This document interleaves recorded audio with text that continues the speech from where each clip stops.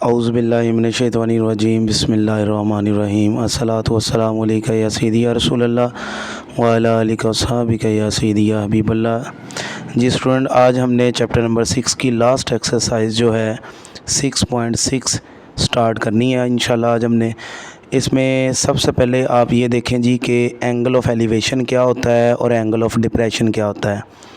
ये दो डेफिनेशंस आप क्लियर करें, इसके बाद बाकी जो काम है, जो क्वेश्चंस हैं, वो उनमें आलमोस्ट हमारा जो पहले वाला कॉन्सेप्ट है वो भी यूज़ होगा और साथ में इस कॉन्सेप्ट को भी हम यूज़ करेंगे।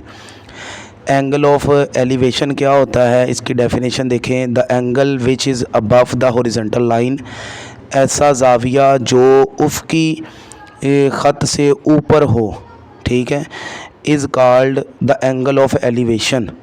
ये देखें, मैंने एक हॉरिजॉन्टल लाइन दरमियान में ड्रा की है जिसको आप एक्स एक्सिस भी कह सकते हैं, ठीक है, पॉजिटिव एक्स एक्सिस की तरफ है ये लाइन। तो ये जो हॉरिजॉन्टल लाइन है, अगर इसके अबव साइड पर किसी दूसरी रे से बनकर मिलने वाला जो एंगल है, वो एंगल जो होता है वो एंगल ऑफ द एलिवेशन होता है। या आप ये कह सकते हैं, इसकी सिंपल सी एग्जांपल है कि अगर आप एक जगह पे खड़े हैं और अपनी आप आइज़ से ऊपर की तरफ देखते हैं तो वो ऊपर की तरफ देखने वाला एंगल जो है वो एंगल ऑफ एलिवेशन होता है, ठीक है। और इसके बरअक्स अगर आप अपनी आँखों से उसी एंगल में नीचे की तरफ देखते हैं तो वो जो आपका एंगल होगा वो एंगल ऑफ द डिप्रेशन होगा, ठीक है ना।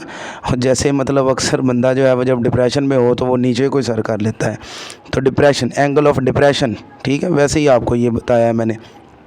तो एंगल ऑफ एलिवेशन क्या होता है जी, हॉरिजॉन्टल लाइन के अबव जो एंगल बन रहा है उसको एंगल ऑफ एलिवेशन कहते हैं, और जो हॉरिजॉन्टल लाइन के बिलो साइड पे एंगल बनेगा वो एंगल ऑफ डिप्रेशन होगा, ठीक हो गया।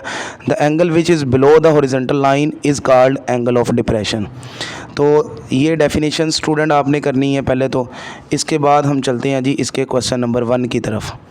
क्वेश्चन नंबर 1 क्या है कि the angle of elevation.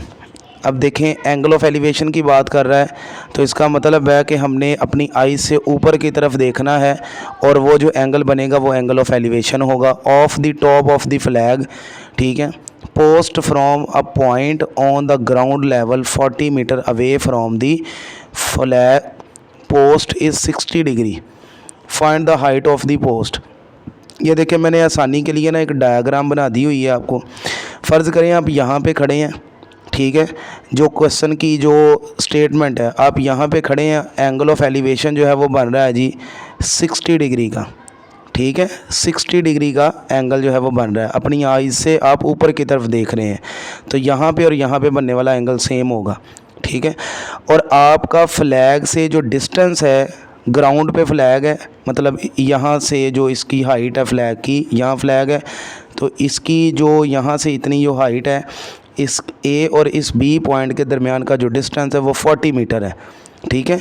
Ground level 40 metre away from the flag post is 60 degree. Find the height of the post. आपने इस पोस्ट की जो है वो फ्लैग की हाइट फाइंड करनी है कि ये जो फ्लैग है वो कितनी ऊंचाई पर लगा हुआ है, ठीक है। तो इन ट्राइंगल ए बी सी, तो देखें ये एक राइट एंगल ट्राइंगल बन गई है। राइट एंगल की जो अपोजिट साइड होती है वो हाइपोटेन्यूस होती है, एंगल की अपोजिट साइड परपेंडिकुलर होती है, और ये बेस होगी हमारे पास, ठीक है। तो measure of A B is equal to 40 metre, measure angle of A is equal to 60, vertex A के ऊपर 60 डिग्री है। हम ये लेट कर लेते हैं कि मेजर ऑफ जो बी सी है हमारे पास वो एक्स है, जो कि हमने फाइंड करना है। आप यहाँ पे एच भी लिख सकते हैं क्योंकि हम हाइट फाइंड कर रहे हैं बेसिकली, ठीक है। तो इन राइट एंगल ट्राइंगल, ये पुराना सवाल है, वही जो हम पहले भी कर चुके हैं ये सवाल, ठीक है। ट्राइंगल को सॉल्व करना, प्रीवियस एक्सरसाइज में मैंने बेशुमार इस तरह के क्वेश्चंस करवाए हैं। तो tan theta is equal to perpendicular over base, ये रेशो बनेगी, क्योंकि ये देखना परपेंडिकुलर फाइंड करना है, बेस हमारे पास है और परपेंडिकुलर हाइपोटेन्यूस नहीं लगा सकते, ठीक है। तो ना ही हम जो है वो बेस ओवर हाइपोटेन्यूस लगा सकते हैं क्योंकि हमने तो हाइट फाइंड करनी है, तो उसके लिए यही रेशो लगेगी इसकी। तो tan 60 degree is equal to perpendicular यानी B C over A B, x है, BC AB जो है वो 40 है, तो tan 60 डिग्री के साथ ये जो 40 इधर डिवाइड हो रहा है ये उधर जाके मल्टीप्लाई हो जाएगा। tan 60 का आंसर होता है √3, ठीक है। tan 60 का आंसर होता है जी √3। और आप ये देखें जी कि 40 से जब इसको मल्टीप्लाई करेंगे कैलकुलेटर पे तो 69.28 मीटर आ जाएगा। Height of the flag post जो होगी वो जो है वो तकरीबन 69.28 होगी, यानी ये जो इसकी हाइट है, बुलंदी जो है वो 69.82 होगी। इसके बाद चलते हैं जी क्वेश्चन नंबर 2 की तरफ। क्वेश्चन नंबर 2 जो है उसमें कहता है एन आइसोसेलेस ट्राइंगल, एक मुतसावी सकैन मसलस has a vertical angle of 120 degree, उसमें एक वर्टिकल एंगल जो है वो 120 डिग्री है, एंड बेस 10 सेंटीमीटर लॉन्ग, और उसकी जो बेस है वो 10 सेंटीमीटर है। ये वर्टिकल जो पोल है, वर्टिकल जो एंगल है वो 120 डिग्री का है यहाँ पे, ठीक है। Find the length of its altitude, तो आपने ये जो इसकी बुलंदी है, ये जो इसका आल्टीट्यूड है DC या CD, ये आपने फाइंड आउट करना है, ठीक है। तो स्टूडेंट इसके लिए आप देखें जी कि गिवन दैट है हमें measure angle of C is equal to 120 degree है। Since triangle is an isosceles so 2 angles are equal, तो इसमें जो दोनों एंगल होंगे वो एक दूसरे के इक्वल होंगे, यहाँ पे बने या यहाँ पे बने, क्योंकि अगर हम यहाँ पे इसको 120 को हाफ़ भी करें तो 60 बनता है, ठीक है। अब वो कैसे बनता है ये मैं सारा प्रोसीजर आपको समझाता हूँ। लेट कर लें measure angle of B A is equal to measure angle of B is equal to x degree, इधर बनने वाला एंगल x डिग्री है। अच्छा, एक ट्राइंगल जो होती है ना उसके तीनों एंगल का जो सम होता है ना वो 180 डिग्री के बराबर होता है, ठीक है। एक ट्राइंगल के तीनों वर्टेक्स के ऊपर बनने वाले जो एंगल होते हैं उनका सम जो होता है वो 180 डिग्री के बराबर होता है। We know that measure angle of A plus B plus C is equal to 180 degree, ठीक है। तो measure angle of A x, B भी x है, चूँकि ये फाइंड करना है हमने, और measure angle of C 120 degree है, ये इधर आके इसमें से माइनस हो जाएगा तो 60 डिग्री रह जाएगा। x प्लस x करेंगे तो 2x हो जाएगा, 2 इधर मल्टीप्लाई हो रहा है वो 30, 60 को हाफ़ करेगा तो 30 डिग्री एंगल जो है वो यहाँ पे आ जाएगा। यहाँ पर और यहाँ पर जो बनेगा ना एंगल वो 60 डिग्री होगा, 30 डिग्री होगा सॉरी। अगर यहाँ पे मैं इसको हाफ़ करूँ, अगर 120 है तो यहाँ पे 60 बन सकता है। Measure angle of A measure angle of B जो होगा वो हमारे पास 30 डिग्री आएगा। So also measure angle of AB हमारे पास टोटल लेंथ इसकी जो है वो कितनी है, बेस जो है वो 10 सेंटीमीटर है। अगर मैं AD तक या BD तक इसकी लेंथ देखूँ तो 10 है, हाफ़ कर दें तो मेजर एंगल ऑफ AB अगर 10 सेंटीमीटर है तो मेजर एंगल ऑफ AD और मेजर एंगल ऑफ BD सिर्फ measure of AD is equal to measure of BD 5 centimetre होगा। तो in right angle triangle ADC अगर मैं इस एक राइट ट्राइंगल को सॉल्व कर लूँ, जिसका मुझे एंगल भी पता चल गया है, बेस मुझे इसकी पता है, ठीक है, तो मैं परपेंडिकुलर ओवर बेस साथ में एंगल यूज़ करके तो मैं इसका परपेंडिकुलर फाइंड आउट कर सकता हूँ, ठीक है। तो tan थीटा यानी tan 30 डिग्री is equal to perpendicular CD over base AD। तो AD आपके पास जो है वो 5 सेंटीमीटर है, CD आपने फाइंड करना है, तो tan 30 डिग्री के साथ ये जो 5 है ये उधर जाके मल्टीप्लाई हो जाएगा।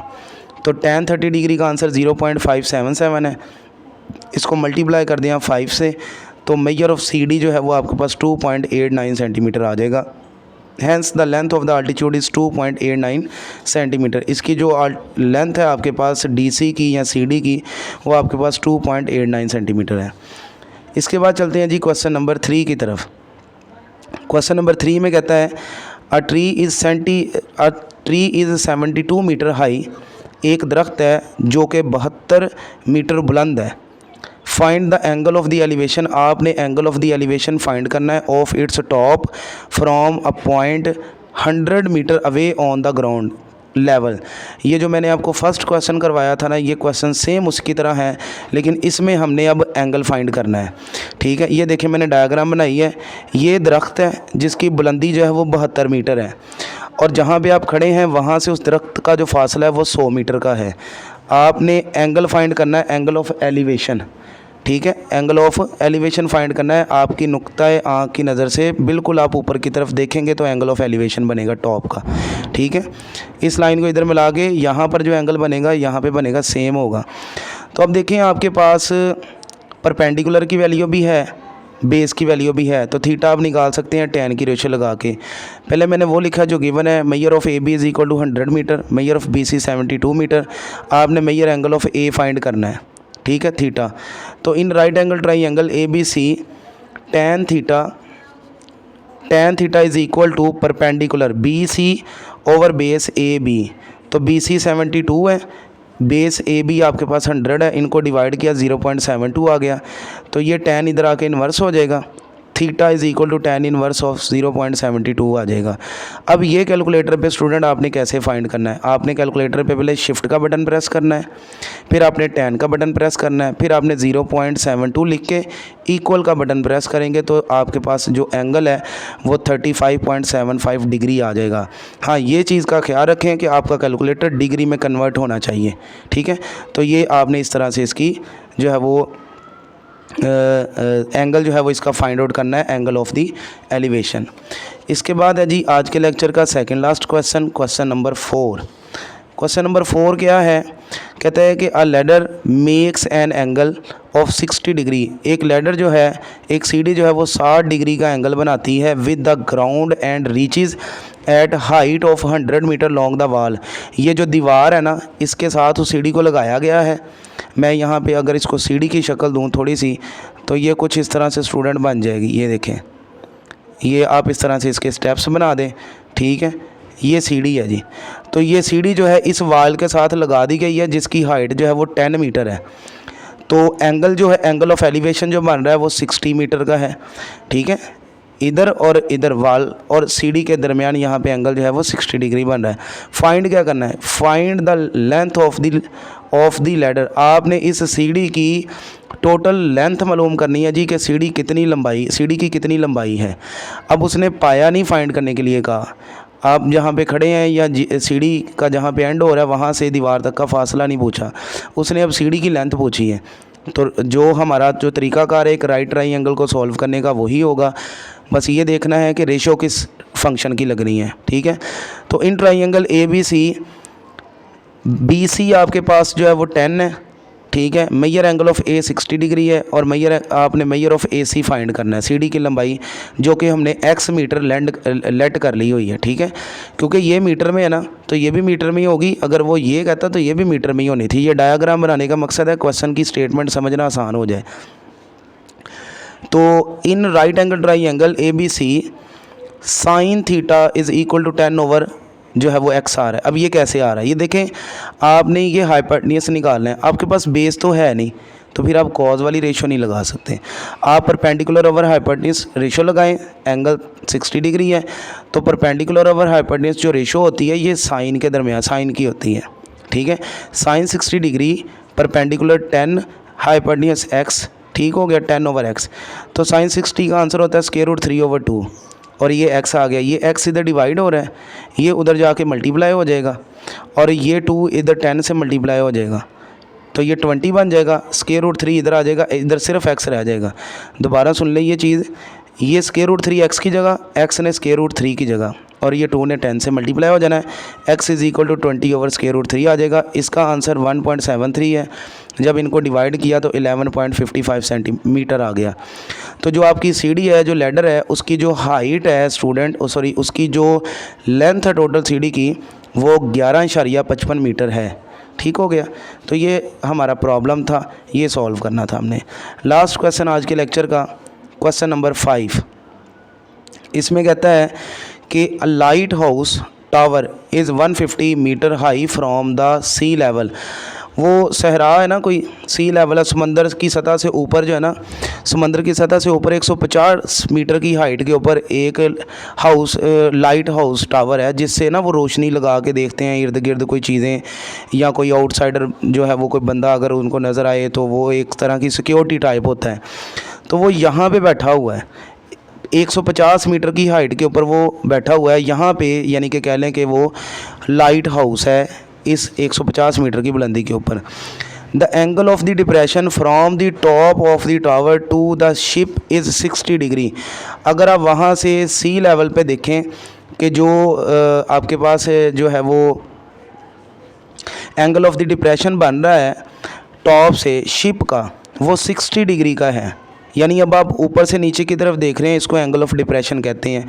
अगर आप नीचे से ऊपर की तरफ देख रहे हैं तो वो एंगल ऑफ एलिवेशन होता है। From the top of the tower to the ship is 60 degree.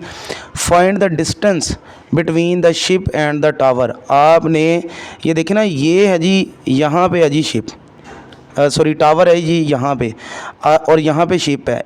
A point पे शिप है, बी पॉइंट पे समझ लें कहीं टावर है बुलंदी पर। आपने इन दोनों का फासला मालूम करना है, ये बेस आपने फाइंड करना है इसका, ठीक है। तो इन ट्राइंगल ए बी सी, ये मैंने डायग्राम बना दिए स्टूडेंट।